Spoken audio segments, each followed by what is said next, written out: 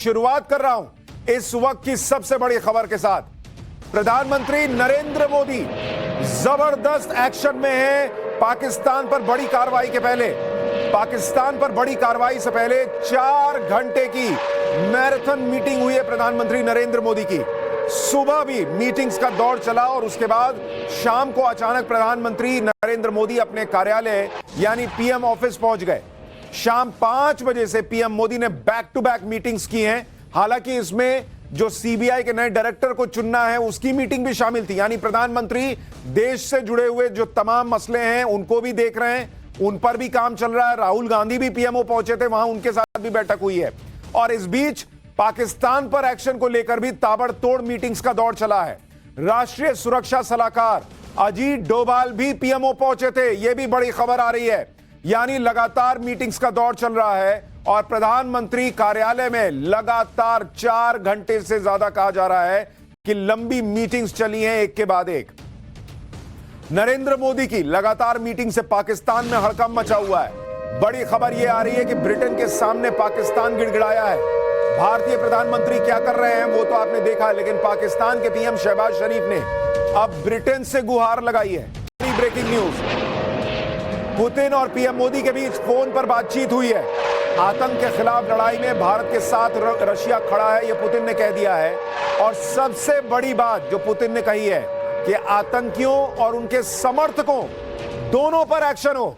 आपको याद होगा प्रधानमंत्री नरेंद्र मोदी ने जब कहा था कि हम मिट्टी में मिलाएंगे, तो उन्होंने कहा था कि आतंकियों और उनके समर्थकों दोनों पर एक्शन होगा। यही भारत का स्टैंड रहा है और यही पुतिन ने फोन करके नरेंद्र मोदी से कहा है कि आप ठोकिए आतंकियों को भी और उनके समर्थकों को भी। यानी रूस ने सीधे सीधे भारत के साथ खड़े होने का ऐलान कर दिया है, खुला ऐलान कि पाकिस्तान को ठोकना है ठोकिए, रूस खुला समर्थन करता है। और ये खुद पुतिन ने फोन करके कहा है। मतलब ऐसा नहीं कि नरेंद्र मोदी ने फोन करके कहा कि यार दोस्त तुम मेरे साथ हो कि नहीं हो। पुतिन फोन करके मोदी को कह रहे हैं कि भाई जो पहलगाम में हुआ बहुत गलत हुआ और जिसने किया है उसको भी ठोको और जिसने समर्थन दिया उसको भी ठोको। यानी पाकिस्तान के खिलाफ भारत को एक और बड़ी कामयाबी मिली है। दुनिया भारत के साथ खड़ी है, रशिया भारत के साथ खड़ा है। ट्रंप कह रहे हैं कि भाई ये लोग आपस में देखेंगे, मैं बीच में पड़ूंगा नहीं। इजराइल साफ साफ साथ में खड़ा है। पाकिस्तान दिन ब दिन अकेला पड़ता जा रहा है और पाकिस्तान को अब बचाने वाला कोई नहीं दिख रहा। और इसीलिए पाकिस्तान से एक और बड़ी खबर आपको बताऊं, Pakistan army chief general Munir अचानक एलओसी पर पहुंचा है, यह कहा जा रहा है। एक हफ्ते में दूसरी बार बॉर्डर पर जनरल मुनीर के पहुंचने की खबर है। 7 मई को भारत बड़ा फैसला ले सकता है, यह बड़ी खबर आ रही है। पाकिस्तान पर बहुत बड़े एक्शन के संकेत मिल गए हैं। यह बहुत बड़ी खबर आपको बता रहा हूं और आज की सबसे बड़ी खबर आपको बता रहा हूं क्योंकि पाकिस्तान पर बहुत बड़े एक्शन के संकेत इसलिए मिल रहे हैं क्योंकि एक तरह से वॉर का, युद्ध का सायरन बज चुका है। इस वक्त की बहुत बड़ी खबर, पाकिस्तान पर एक्शन के बीच देश भर में मॉक ड्रिल होगी। 7 मई को राज्यों को मॉक ड्रिल का निर्देश दे दिया अमित शाह के गृह मंत्रालय ने। गृह मंत्रालय ने राज्यों को मॉक ड्रिल करने का निर्देश दिया है। और सबसे बड़ी बात कि 1971 के युद्ध के बाद यह पहली बार होगा कि इस तरह की मॉक ड्रिल हो रही है। आप सोचिए क्यों मैं कह रहा था कि वॉर का सायरन बज गया है क्या? क्योंकि गृह मंत्रालय का कई राज्यों को यह कहना कि बॉस अपने नागरिकों के साथ मॉक ड्रिल कीजिए, यह 1971 के बाद अब हो रहा है। 54 साल के बाद, 1971 में युद्ध के पहले ऐसा ही हुआ था, अब फिर हो रहा है। और इसीलिए यह कहा जा रहा है कि बॉस ये सर्जिकल स्ट्राइक और एयर स्ट्राइक पर जाके मामला नहीं रुकेगा, यह मामला अब बहुत आगे जाने वाला है। और जो लोग कह रहे थे कि मोदी को समय क्यों लग रहा है, बड़ी तैयारी के लिए, अच्छी तैयारी के लिए समय लग रहा है। और यह संकेत, ये जो मॉक ड्रिल है, यह अपने आप में बड़ा संकेत है कि बड़े एक्शन की तैयारी है। इस मॉक ड्रिल में क्या क्या होगा अब आपको वो भी बताता हूं। सबसे पहले एयर रेड वार्निंग सायरन को चालू किया जाएगा। इस सायरन का मतलब होता है हमले की चेतावनी। मॉक ड्रिल में नागरिकों और छात्रों को सिविल डिफेंस के लिए प्रशिक्षित किया जाएगा, यानी हमले की स्थिति में खुद को कैसे बचाना है या आसपास लोगों को कैसे बचाना है इसकी जानकारी दी जाएगी। इतना ही नहीं, क्रैश ब्लैकआउट की स्थिति में क्या करना है यह भी बताया जाएगा। हमले के दौरान लाइट बंद करने और क्या क्या उपाय करने हैं इसके बारे में बताया जाएगा। महत्वपूर्ण प्रतिष्ठानों को जल्द से जल्द छिपाने की व्यवस्था की जाएगी। प्लांट्स और जरूरी जगहों को दुश्मनों से बचाने के लिए उन्हें कैसे जल्द से जल्द छिपाया जाए यह भी बताया जाएगा। हमले के वक्त इवैक्यूएशन प्लान क्या होगा, लोगों को इसका अपडेट दिया जाएगा और इसके लिए रिहर्सल होगी बाकायदा। और यह बहुत बड़ी बात है कि 1971 के युद्ध के बाद यानी 54 साल के बाद इस तरह की मॉक ड्रिल भारत में होने जा रही है। पाकिस्तान पहले से ही सदमे में था कि मोदी क्या करने वाले हैं। अब मॉक ड्रिल की खबर बता रही है कि वॉर का सायरन बज चुका है। यह आखिरी लम्हे हैं जब देश को भी तैयार किया जा रहा है, नागरिकों को भी तैयार किया जा रहा है वर्स्ट के सिनारों के लिए कि भाई ये हो गया वो हो गया, तो आपको पता रहना चाहिए आपको क्या करना है। जैसे भाई एयर स्ट्राइक होती है, सामने वाला भी कुछ कर सकता है, तो रात में अगर ब्लैकआउट करना है ताकि ऊपर से दिखे ही नहीं कि कोई रिहायशी इलाका है नहीं है क्या है, वो सारी चीजें जो है वो लोगों को बताई जाएंगी।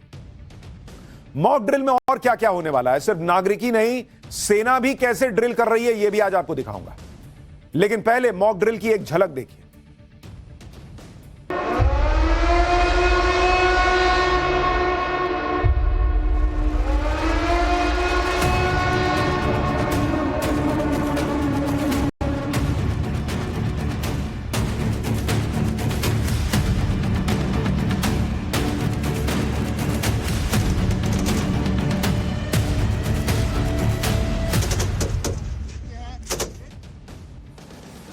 देश भर में इस मॉक ड्रिल को युद्ध का सायरन माना जा सकता है। आप यह भी देखिए कि किस लेवल पर गजब की तैयारी चल रही है।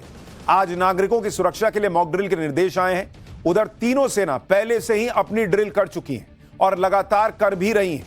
जैसे अरब सागर में नौसेना युद्धाभ्यास कर चुकी है, हाईवे पर राफेल सुखोई को टचडाउन को आप देख चुके हैं, एयरफोर्स ड्रिल कर चुकी है। और इसके अलावा कल रात सेना ने भी बॉर्डर एरिया में ब्लैकआउट का रिहर्सल किया था। यानी तीनों सेनाएं अपना मॉक ड्रिल कर रही हैं और नागरिकों का अपने लेवल पे मॉक ड्रिल चल रहा है या चलेगा। कल ही पंजाब के बॉर्डर एरिया फिरोजपुर में ब्लैकआउट की रिहर्सल की गई। इस दौरान बॉर्डर के इलाके में रात 9 बजे से लेकर 9:30 बजे तक बिजली बंद कर दी गई। फिरोजपुर कंटोनमेंट एरिया में अंधेरा छा गया। आप देखिए कैसे पूरा अंधेरा हो गया इलाका। यह बॉर्डर का इलाका है फिरोजपुर का। 30 मिनट के ब्लैकआउट के दौरान लोगों को अलर्ट करने के लिए हूटर बजते रहे।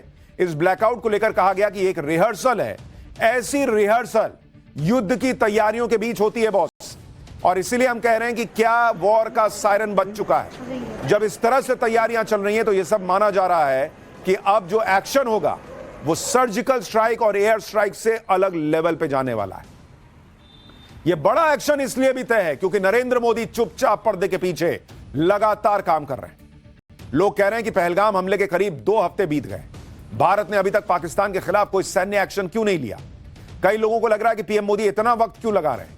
मुझको लग रहा है कि क्या पीएम मोदी कोई एक्शन लेंगे भी या नहीं लेंगे। लेकिन इसका दूसरा पहलू पाकिस्तान का डर है। पाकिस्तान को पता है कि यह देरी इस वजह से नहीं हो रही कि भारत एक्शन को टाल रहा है या एक्शन नहीं लेगा, बल्कि पाकिस्तान को यह समझ आ गया है कि मोदी जितना वक्त ले रहे हैं उसका सीधा सीधा मतलब है कि एक्शन बहुत बड़ा होने वाला है। बात अब सर्जिकल और एयर स्ट्राइक के मामले से कहीं आगे जा सकती है। एक लिमिटेड एक्शन से बहुत आगे निकल चुकी है। अगर मोदी अपना टाइम ले रहे हैं यानी ऐसा एक्शन होगा जो पाकिस्तान की कल्पना से परे होगा, जो प्रधानमंत्री मोदी ने कहा है। अगर मोदी टाइम ले रहे हैं तो हो सकता है कि वो पाकिस्तान के साथ फुल एंड फाइनल एक्शन के मूड में है। अगर पीएम मोदी टाइम ले रहे हैं यानी एक्शन ऐसा होगा कि पाकिस्तान का टाइम हमेशा के लिए खत्म हो जाएगा और उसे तबाह होते हुए पूरी दुनिया देखेगी। हो सकता है कि पीएम मोदी पाकिस्तान की ऐसी हालत करें कि पाकिस्तान दुनिया के लिए एक मिसाल बन जाए कि जो भारत से उलझेगा उसका अंजाम क्या होगा, जो आतंक को पालेगा उसका अंजाम क्या होगा। यानी कुल मिलाकर पाकिस्तान यही सोच रहा होगा कि मोदी का ज्यादा टाइम लेना ज्यादा बड़ी तबाही की आहट तो नहीं। एक तरह से नरेंद्र मोदी पाकिस्तान को तड़पा तड़पा के मार रहे हैं। भाई उसको नींद नहीं आ रही, उसका बीपी हाई है, कब क्या हो जाए। इधर से उधर जो दौड़ रहा है, सोचिए उसके नागरिकों को कैसे लगता होगा कि हम कैसे 2 कौड़ी के देश में रहते हैं यार। मेरा पीएम इधर से उधर दौड़ रहा है कि कोई बचाओ मोदी से, कोई बचाओ भारत से। और वहां की पब्लिक भी अब भारत के साथ मोदी के साथ खड़ी हो रही है, वो भी आगे दिखाऊंगा। लेकिन आप रक्षा मंत्री राजनाथ सिंह का बयान सुनिए, जो कह रहे हैं कि जैसा एक्शन देश चाहता है ना वैसा ही एक्शन पीएम मोदी प्लान कर रहा है। सुनिए। साथियों, एक रक्षा मंत्री के रूप में मेरा दायित्व है कि मैं अपने सैनिकों के साथ मिलकर देश की सीमाओं की सुरक्षा सुनिश्चित करूं। और मेरा यह दायित्व है कि अपनी सेना के साथ मिलकर देश के ऊपर आंख उठाने वालों को मुंहतोड़ जवाब दूं।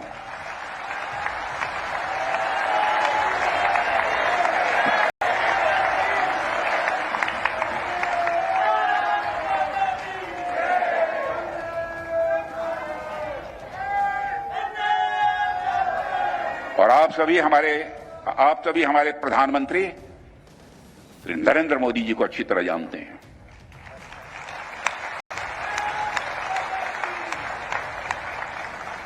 उनकी कार्यशैली से भी अच्छी तरह परिचित हैं, उनकी दृढ़ता से भी अच्छी तरह परिचित हैं।